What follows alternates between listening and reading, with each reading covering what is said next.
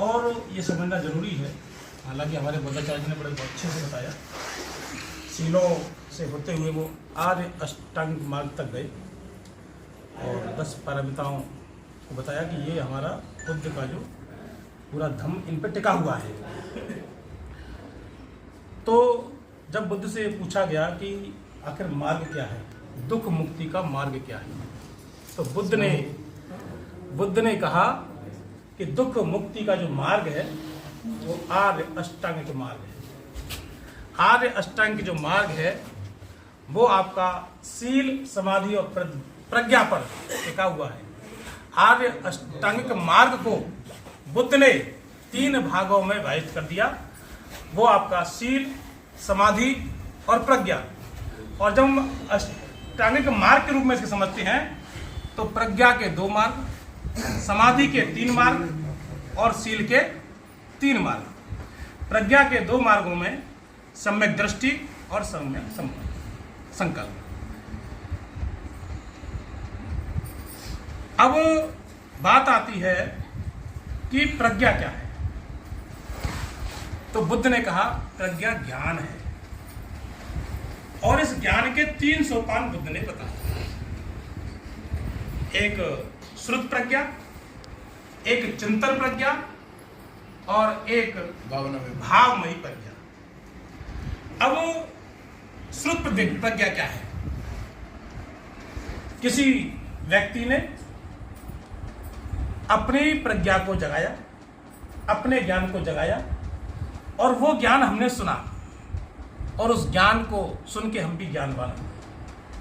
या उस व्यक्ति ने अपनी प्रज्ञा को जगाने के बाद उसे कहीं लिखा और हमने उसे पढ़ लिया तो हम ज्ञानी हुए। ये श्रुत प्रज्ञा है। सुन के या पढ़ के जो ज्ञान हुआ या प्रज्ञा जागी, वो श्रुत प्रज्ञा। चिंतन प्रज्ञा क्या है? जो हमने सुना उस पर हमने चिंतन किया, मनन किया। बुद्ध ने भी कहा है कि जो मैंने कहा उसे सीधे सीधे मान लो, ऐसा नहीं है। अपने तर्क की कसौटी पर कसो, ये सही है या ये गलत है। तर्क की कसौटी पर कसने के बाद उसको मानो। लिखा भी है कि कहीं बुद्ध की त्रिपिटक में लिखा है कि जो इसमें लिखा है वही सही है, ऐसा मत मानो। उसको समझो। कालाम सूत्र में लिखा है, कलाम सूत्र में, कि पहले उसको कसो। अब अगर हम बात करें अन्य जगह की तो वहां तर्क को खत्म कर दिया है और जहां तर्क खत्म होता है वहां से अंधविश्वास शुरू होता है। और जहां अंधविश्वास शुरू होता है वहां ज्ञान नहीं होता है। वहां सिर्फ मानना ही मानना है, जानना नहीं है कुछ भी। क्योंकि जानोगे तो तर्क करोगे, तो इसलिए मान लो। तो व्यक्ति मानता है 3 तरीके से। अंधविश्वास से मानता है, किसी भय से मानता है और किसी स्वार्थ से मानता है। अंधविश्वास से क्यों मानता है मैंने बता दिया कि उसे मानना ही मानना है, जानना उसमें नहीं है। भय से कैसे मानता है? भय से ऐसे मानता है कि अगर तुमने ये नहीं किया तो तुम नरक में जाओगे। और नरक का जितना बेहतरीन से बेहतरीन मेन्यू कार्ड है वो वहां पेश करता है उसके सामने। वो घबरा जाता है, उसकी रूह कांप जाती है। ओहो ऐसा होगा, मान लो। जाननी होती मान लो और मान लेता है। ये भय का मानना है। और स्वार्थ का मानना क्या है? कि अगर तुम ये करोगे तो तुम स्वर्ग में जाओगे। और वो स्वर्ग को बड़े बेहतरीन तरीके से एक्सप्लेन करता है। अच्छा छोटी सी बात ही तो माननी है, स्वर्ग में चले जाएंगे। वो मान लेता है। जानना उसमें कुछ नहीं है, सिर्फ मानना ही मानना है।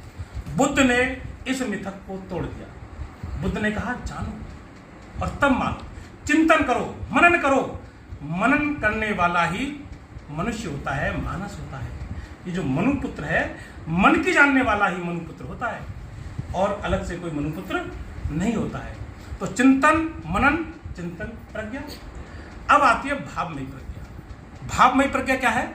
जो अपनी भावना से जागृत हो, जो समाधिष्ठ होकर जागृत हो या जो विपश्यना से जागृत हो, उसे हम कहते हैं भावमयी प्रज्ञा।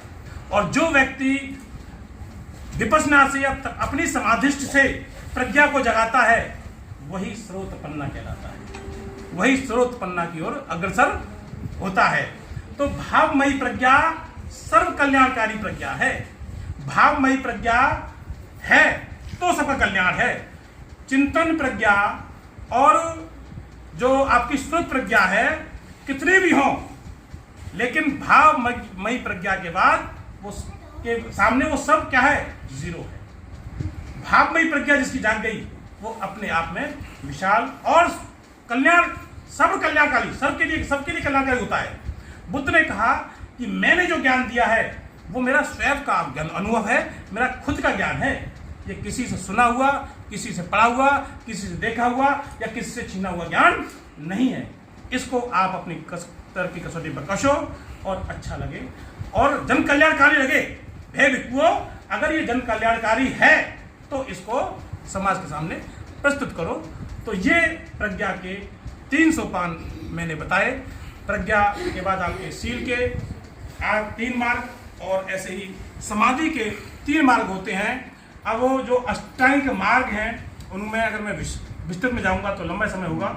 मैं क्योंकि अब विपश्यना करानी थी तो विपश्यना तक पहुंचना जरूरी था, इसलिए मैंने बताया कि समाधिष्ठ होके या विपश्यना के माध्यम से हम अपनी प्रज्ञा को, अपने ज्ञान को जागृत कर सकते हैं।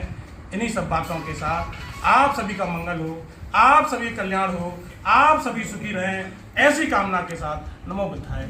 जय।